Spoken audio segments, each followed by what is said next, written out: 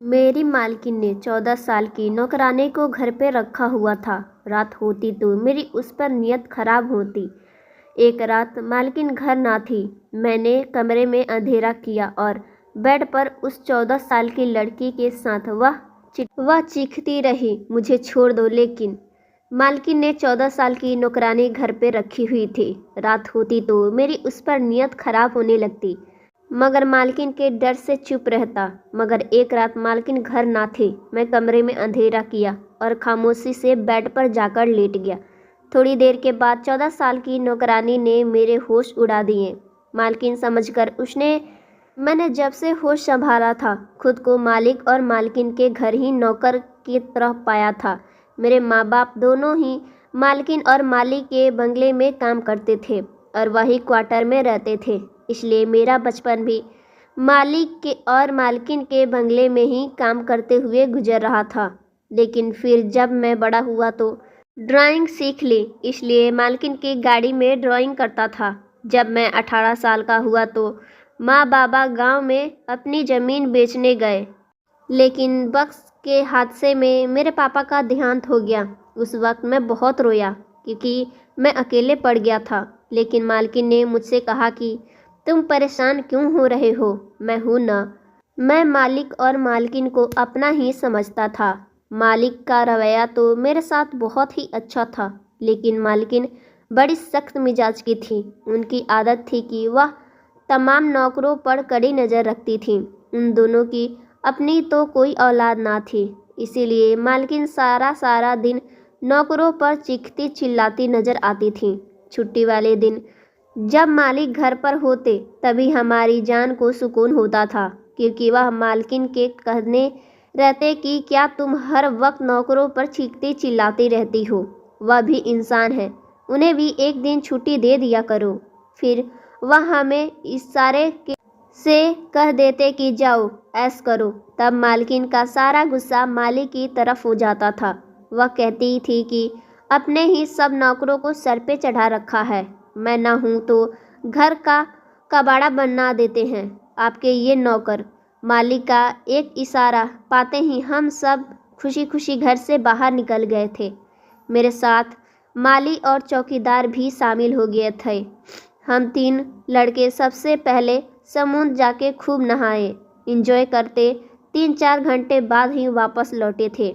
मालिक मुस्कुराकर हमसे पूछते, क्यों, मज़ा आया? छुट्टी के दिन खूब एंजॉय किया ना?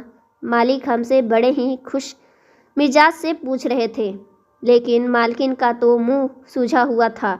कहती, कल तुम्हारे मालिक ज़रा ऑफिस जाएं, फिर मैं तुम लोगों को सीधा करती हूँ।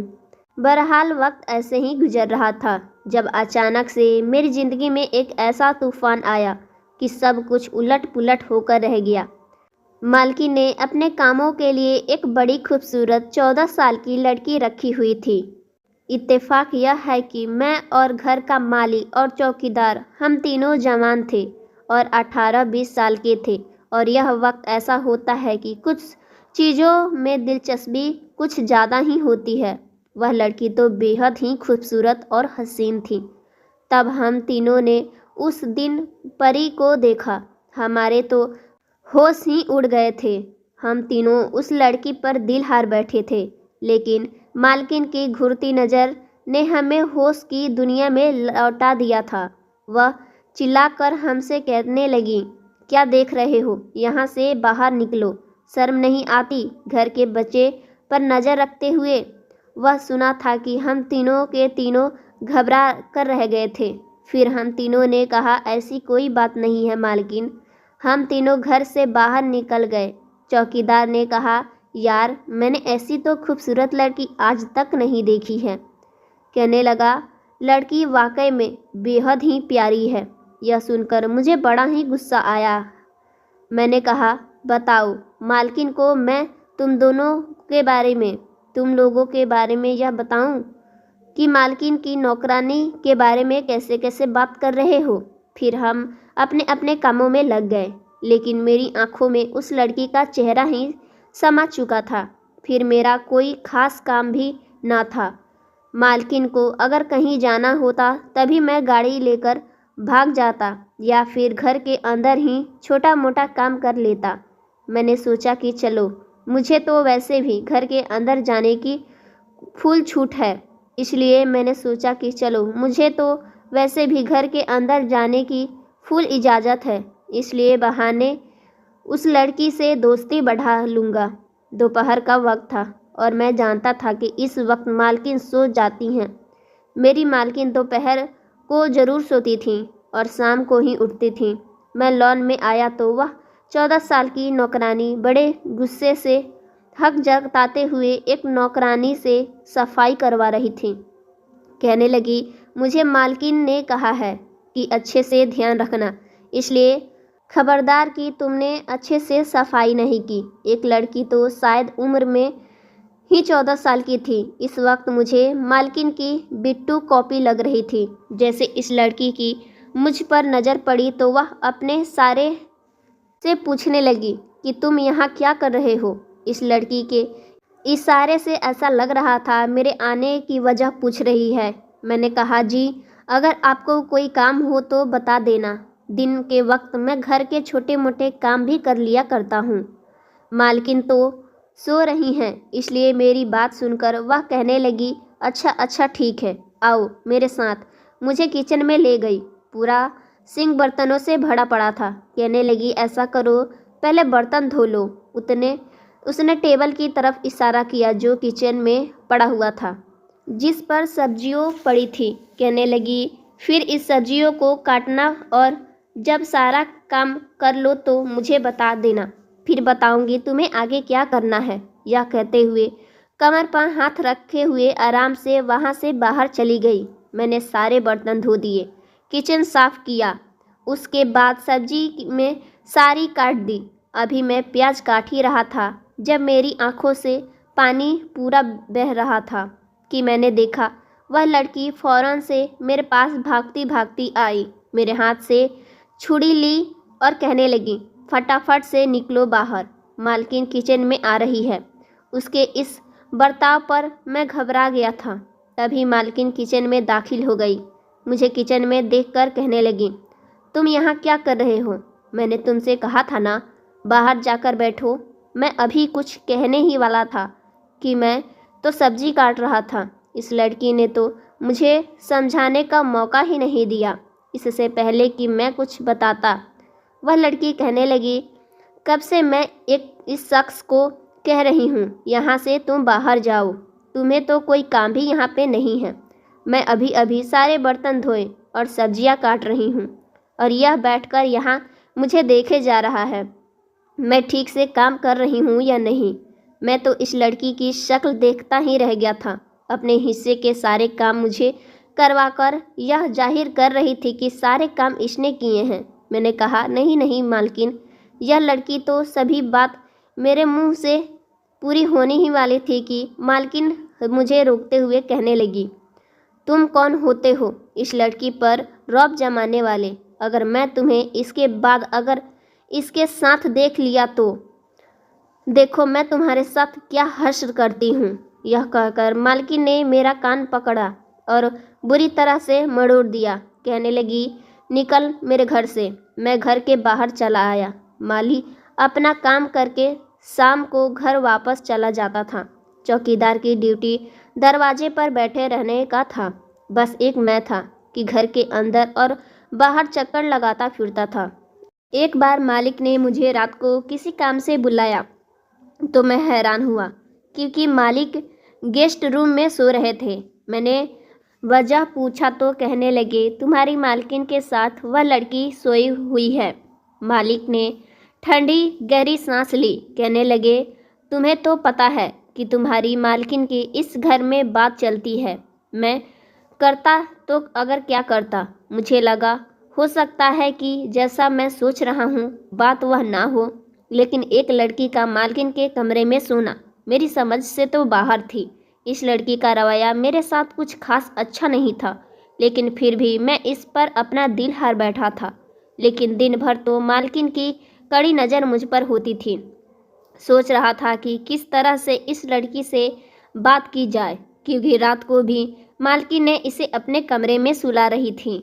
मैं बार बार ऐसे मौके ढूंढना की कोशिश कर रहा था जिससे मेरी इस लड़की से बात हो जाए, पर बात बन नहीं पा रही थी। लेकिन मैंने जानता था कि मालकिन ऐसा होने नहीं देगी। एक बार मुझे इस लड़की से बात करने का मौका मिल गया। मालकिन दोपहर को सो रही थी। मैं चुपके से लॉन में आया। तमाम नौकर इस वक्त अपने घर जा चुके थे। वह लड़की किचन में फ़ोन पर किसी से बात कर रही थी। मैं धीरे से चलता हुआ किचन में आ गया। उसके बिल्कुल पास आकर खड़ा हो गया। वह शायद अपनी माँ से बात कर रही थी। कहने लगी, सब कुछ बहुत अच्छा है, वह मेरा बहुत ख्याल रखते हैं, आप मेरे लिए परेशान ना हो।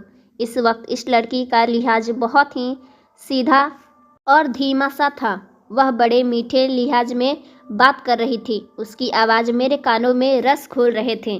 फ़ोन बंद करके जैसे ही वह पलटी, मुझसे टकराते टकराते बची।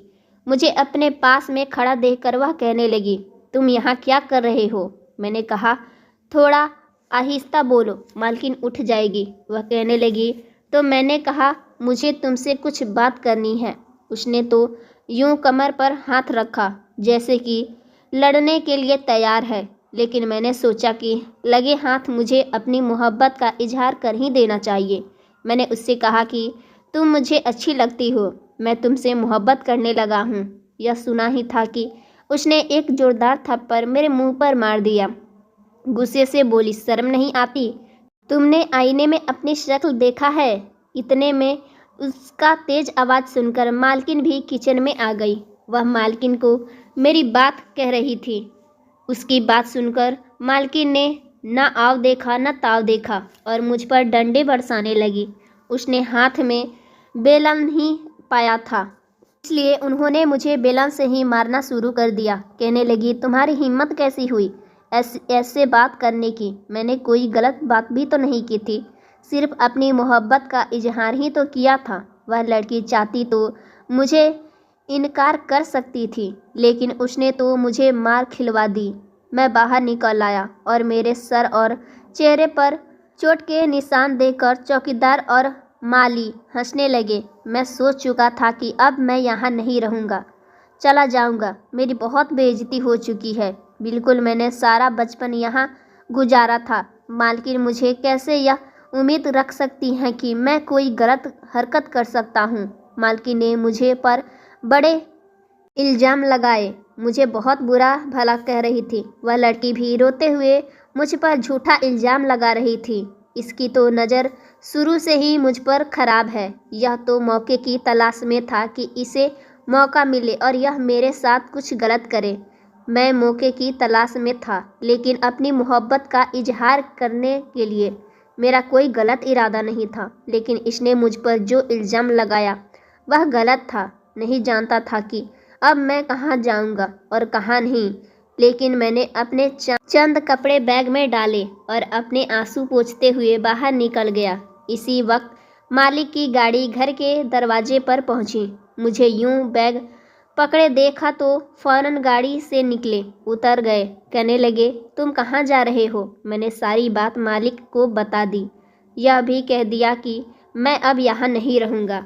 मालिक ने मुझे बहुत समझाया कि तुम यहाँ से कहाँ जाओगे, मैं खुद तुम्हारी मालकिन से बात करूँगा, उसे समझाऊँगा।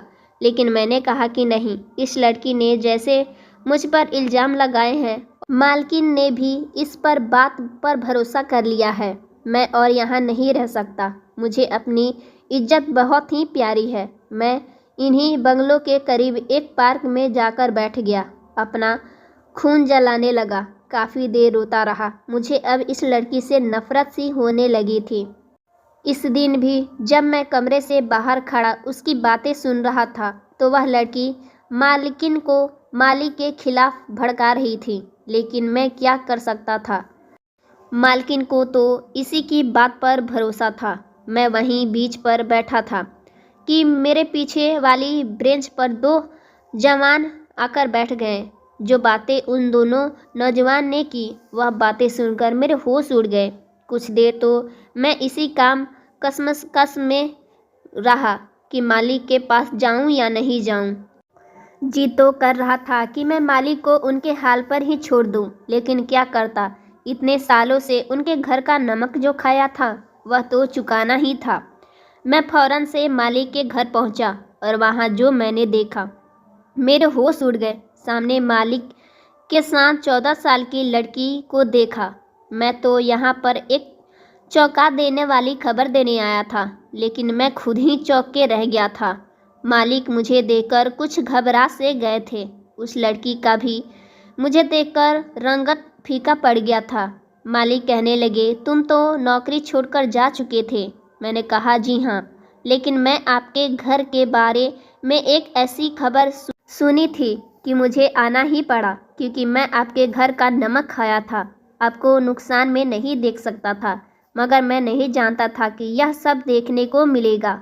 मेरी बात को समझते हुए मालिक कहने लगे कि मैं इस लड़की से शादी की है क्योंकि मुझे औलाद चाहिए था, और यह देखने में 14 साल की है, लेकिन वैसे तो यह 22 साल की है।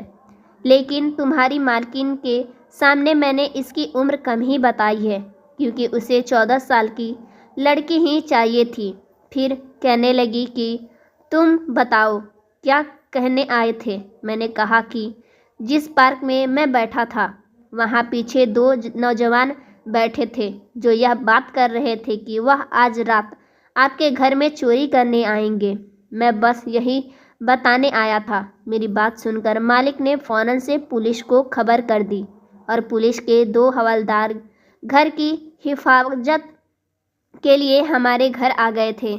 वह दोनों नौजवान चोरी तो करने नहीं आए, मालिक मुझे एक बहुत बड़ी रकम दी और कहने लगे कि बस अपनी जुबान बंद रखना। अभी तुम्हारी मालकिन यह सब सुनने के लिए तैयार नहीं होगी, लेकिन जैसे ही उसे पता चलेगा कि मैं बाप बनने वाला हूँ, वह खुद ही इसे अपने सौतन के तौर पे स्वीकार कर लेगी। मैंने ठंडी आ भरी और हाँ में सर हिला दिया।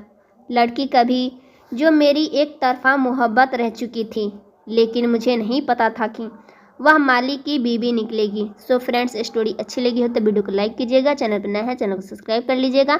मिलता है हम आपसे नेक्स्ट वीडियो में। Thanks for watching my video.